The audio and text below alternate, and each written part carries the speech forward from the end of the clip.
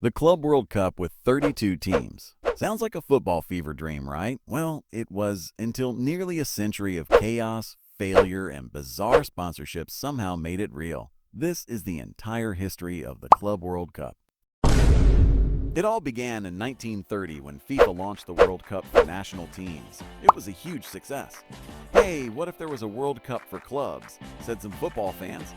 But for decades, the idea just seemed impossible. Then came the 1950s. After the chaos of World War II, football was coming back. Brazil hosted the 1950 World Cup, but their loss to Uruguay in the final was so traumatic that the Brazilian face said, "Let's invent a Club World Cup to keep football relevant in Brazil." They launched the International Tournament of Champion Clubs, bringing together 8 top teams from Brazil, Uruguay, Spain, England, Sweden, Portugal, and more. But there was a small problem. Big clubs like Tottenham, Atletico Madrid, and Milan didn't want to fly to South America, so weaker replacements showed up. Still, Brazil's Palmeiras won the tournament, beating Juventus, and local newspapers declared them world champions. But most people didn't buy it. So the next few years brought more failed attempts at global club tournaments. The problem was clear. No one could even agree on who the best club in each continent was. That changed in 1955 with the creation of the European Cup, aka what we now call. For the first time, Europe could truly crown a club champion. "Hey, we won our own European Cup," said the South Americans, introducing the Copa Libertadores, first played in 1960. That same year, UEFA and CONMEBOL teamed up to launch the Intercontinental Cup, Europe's best vs South America's best, a true showdown to decide the best club on earth. At first it worked. Real Madrid dominated in 1960. Then came Uruguayan team Peñarol, Pelé Santos, Inter Milan, AC Milan. But then came the problem. In 1969, Estudiantes of Argentina broke the nose of a Milan striker. And soon top European teams just refused to show up. "Hey Ajax, want to play the Intercontinental Cup?" asked South America. But Ajax refused. In the following years, Bayern pulled out. Liverpool said no thanks. What happened in 1975, you might ask? The tournament wasn't even held. But then the savior came, a company that revolutionized this competition. Drum roll, please. Toyota. What? Bro, what are you talking about, man? To save it, in 1980, organizers changed the format. One single match in Tokyo, sponsored by Toyota. More prize money, a neutral venue, and global TV coverage. It worked. The Intercontinental Cup had a revival, but it still had one major flaw. It was only between Europe and South America. What about FIFA? Couldn't they invite other teams from around the world, you might ask? But FIFA wanted nothing to do with it. But by the late 1990s, other continents had strong continental competitions, introducing Africa's CAF Champions League, Asia's AFC Champions League, and CONCACAF Champions Cup.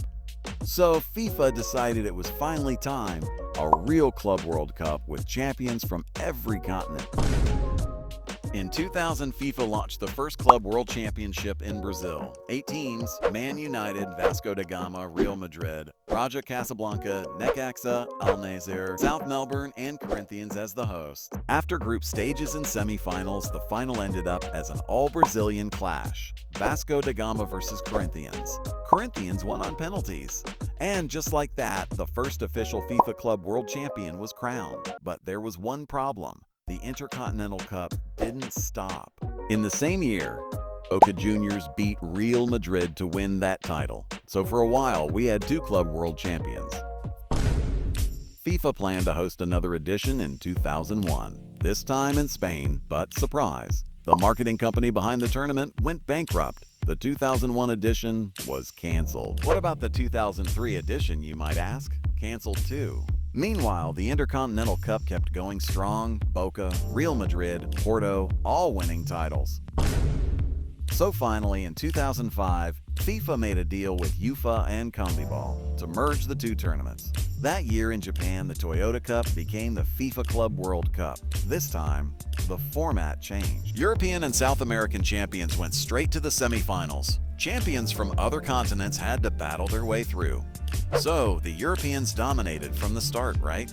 Nope. In the 2005 final, Sao Paulo beat Liverpool. In 2006, International beat Barcelona.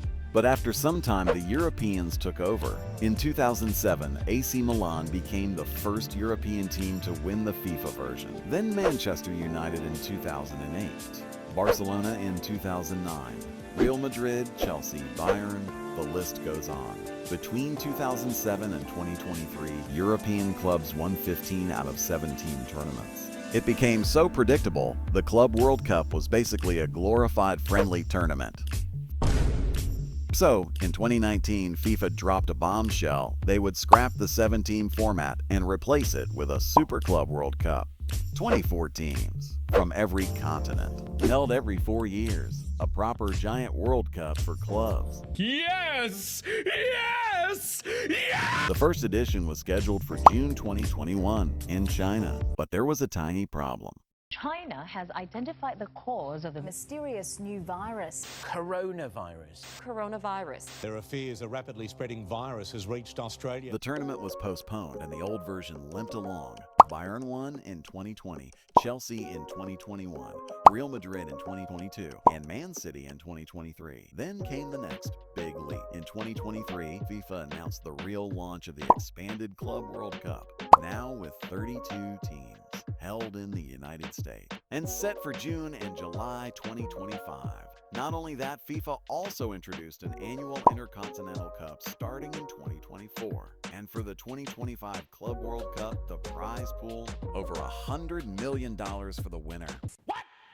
More than what PSG earned for winning the Champions League.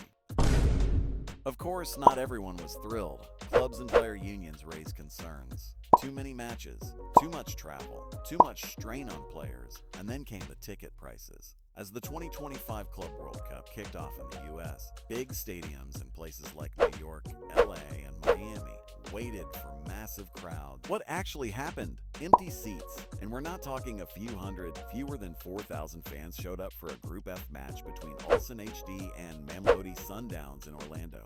Add in travel costs, hotel prices, and summer fatigue, and the magic just wasn't there. Still, the tournament went on, and in the end, Chelsea defeated Paris Saint-Germain 3-0 in the final to become the first champion of the new 32-team era.